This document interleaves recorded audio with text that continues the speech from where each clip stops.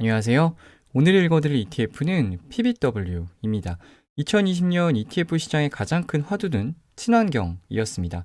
그 기세가 올해도 꺾일 줄을 모르는데요. 친환경 ETF들이 너무 많은데 그 대표로 PBW를 보려고 합니다. 친환경 ETF들 포트폴리오를 열어보면 편입 종목들이 다 비슷비슷합니다. 어느 정도 성과 차이는 있겠지만 결국 같은 방향으로 갈 수밖에 없는 구성인데요. PBW를 보려고 하는 이유는 추천의 의미보다는 포트폴리오 구성에 있어 다른 ETF들과 차별화 포인트가 몇 개 보이기 때문입니다. 2020년 글로벌 ETF 시장 말 그대로 친환경이 씹어먹었다 라고 해도 과언이 아닙니다. 2020년 12월 14일 기준 가장 우수한 성과를 거둔 ETF 상위 20개인데요. 친환경 테마가 무려 9개나 랭크가 되어 있습니다. etf.com이 2020년 12월 14일 기준으로 데이터를 뽑아서 낸 기사인데 실제 12월 말 기준으로 수익률을 다시 계산을 해보면 TAN이 233%, 그리고 PBW가 204%로 ARKG를 제치고 나란히 1, 2위를 차지를 합니다. 2021년은 어떨까요? 아직 한 달이 채 지나지 않았지만 친환경 ETF들 연초부터 달리고 있습니다. 가장 성과가 부진한 ETF가 15.6%, SMOG 15.6%니까 별다른 고민 없이 정말 아무거나 샀어도 최소 15%는 먹었을 테마가 현재 친환경 ETF일 만큼 가장 뜨거운 테마인 것은 분명한 것 같습니다. PBW는 지난 영상에서 소개해드린 적이 있는 태양광 ETF인 TAN의 운용사입니다. 인베스코에서 운용을 하고요. TAN이 태양광 산업에만 투자를 한다면 PBW는 태양광뿐만 아니라 수소, 전기 등 신재생 에너지 전반에 투자하는 친환경 ETF입니다. 기초지수는 여기 보이시는 와일더 힐 클린 에너지 인덱스입니다. 기초지수 구성 방식에 있어서는 딱 세 가지만 기억하시면 될 것 같아요. 시가총액 가중 방식이 아닌 동일 가중 방식이다. 한 개 종목의 상한은 4%다. 그리고 미국 상장 종목들만 투자한다. 이 세 가지만 기억하시면 큰 무리는 없을 것 같습니다. 종목을 총 6개 카테고리로 구분해서 관리를 합니다. 이렇게 6개 카테고리로 구분을 해서 관리를 하는데 동일 가중 방식이라고 제가 말씀을 드렸는데 그 비중이 카테고리별로 살짝 차이는 납니다. 예를 들면 이 리뉴어블 에너지 하베스팅은 총 22%로 투자가 되는데 한 개 종목의 비중이 2.1%로 균등합니다. 반면에 이 그리너 유틸리티 쪽은 전체 포트폴리오에서 차지하는 비중이 7%이고 한 개 종목이 차지하는 비중이 1.75%에 불과합니다. 이 상위 3개 카테고리 쪽에 조금 더 높은 비중으로 투자를 하는 ETF다라고 보시면 될 것 같습니다. 동일 카테고리 내에서 시가총액과 상관없이 동일 비중으로 구성한다는 것이 의미가 크게 와닿지 않는 분들도 계실 것 같은데요. 예를 들어 드리면 이 에너지 스토리지에 속해 있는 주요 종목들 중에 테슬라와 이 샤오펑이 있습니다. 다들 아시겠지만 테슬라와 샤오펑의 시가총액 비중은 어마어마하게 차이가 나죠. 그런데 PBW는 이 두 개 종목을 동일 비중으로 투자를 한다라는 얘기입니다.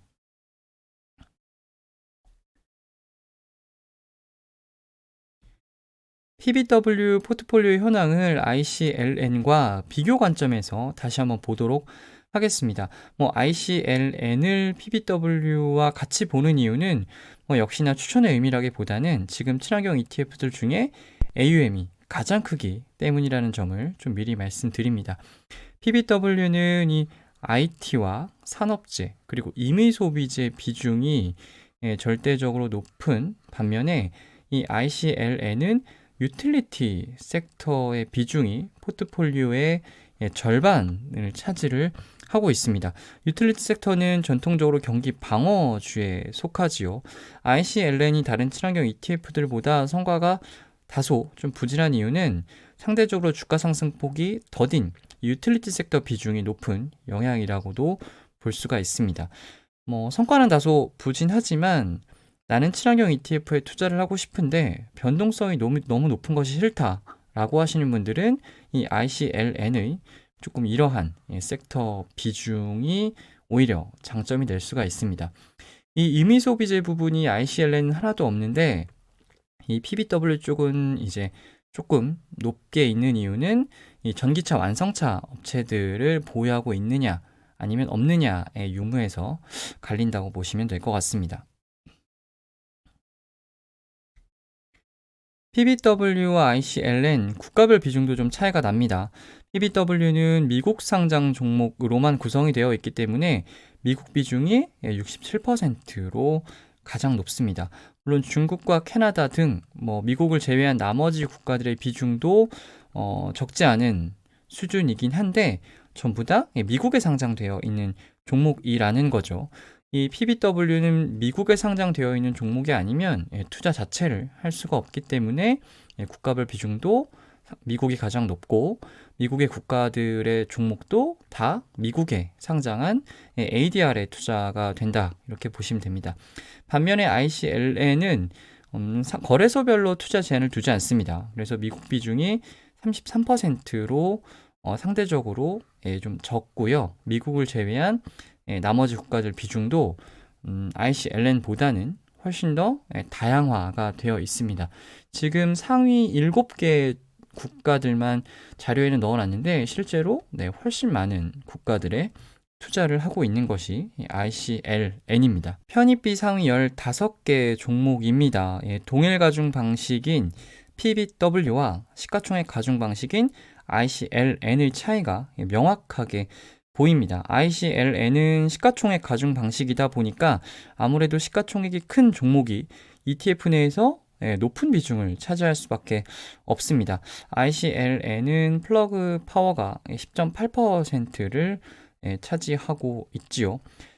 반면에 PBW는 동일 가중 방식이기 때문에 종목별 편입비 차이가 크지가 않습니다.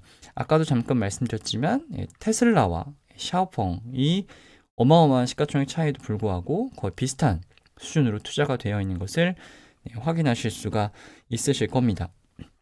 단기간에 주가가 급등한 레네솔라라는 종목이 있는데 얘도 지금은 4.69%이지만 이 비중이 무한대로 늘어나기는 어렵습니다. 2분기에 다시 한번 리밸런싱이 있게 되면 이 레네솔라는 리뉴어블 에너지 하베스팅 쪽에 속하기 때문에 2.1%로 다시 비중이 낮아지게 된다 이렇게 보시면 됩니다.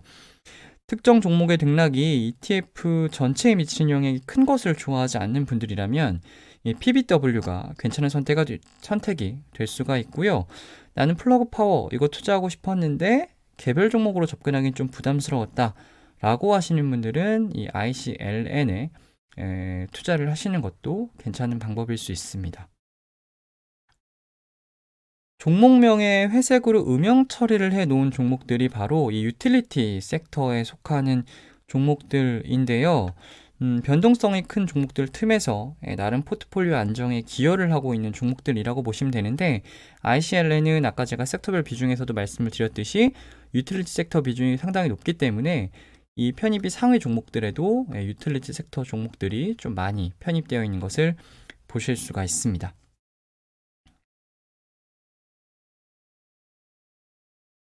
시가총액별로 분류를 해보면 PBW는 소형주 그리고 초소형주의 비중이 높고요. 그리고 ICLN은 중형주의 비중이 높습니다. 그래서 PBW는 소형주 ETF이고 ICLN은 이제 라지캡의 비중이 일부 있긴 합니다만 굳이 분류를 하자면 중소형주 펀드로 분류를 할 수가 있을 것 같습니다. 평균 시가총액을 비교를 해봐도 ICLN이 이 PBW보다 훨씬 큰 것을 보실 수가 있습니다. 최근 1년 누적 성과 차트입니다. 두 ETF의 표준 편차를 비교를 해보지 않아도 확실히 PBW가 변동성이 높다라는 것을 체감을 하실 수가 있을 것 같습니다. 친환경 테마는 직간접적으로 전기차 그리고 ESG 테마와도 엮여 있기 때문에 2021년에도 시장에 지속적인 관심을 받을 가능성이 높아 보입니다. 포트폴리오의 일부를 담당할 테마 ETF를 찾고 계시다면 PBW나 ICLN 모두 관심 있게 지켜보셔도 괜찮을 것 같습니다. ETF 읽어주는 남자, 오늘은 여기까지입니다.